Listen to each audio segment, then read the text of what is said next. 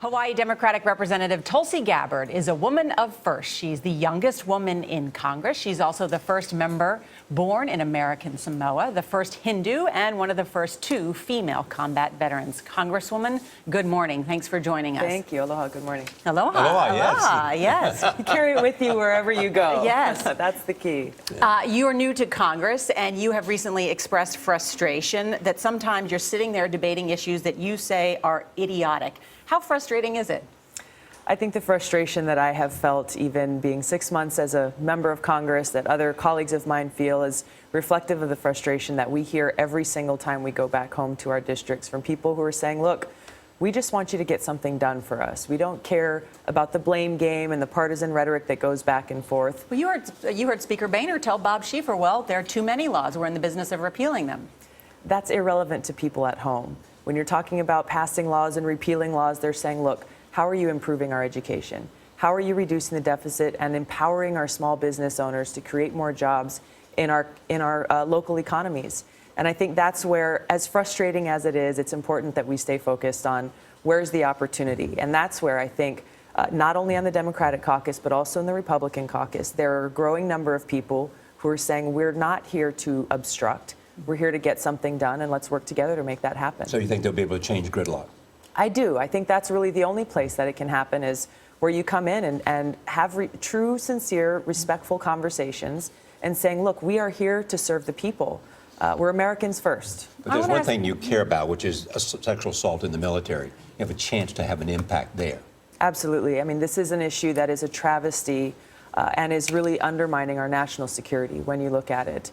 It's an issue that has really resulted in bipartisan outrage, and where there's opportunity to really come up with a common sense solution to be able to have a transparent process to provide justice to these victims and to be able to get these criminals out. I think many people may not know that you volunteered, you joined the military, you served 2 combat tours, and so you know this issue. Did you personally witness sexual assault? I did not personally. I mean, while I was deployed into Iraq, as well as in Kuwait, there were incidences that were occurring. Our commanders gave us briefings about this happening, but up until really recently, I don't think any of us really understood the depth and breadth of how bad this really is and how we need to take action now. How did combat change you? It changed my life in so many different ways.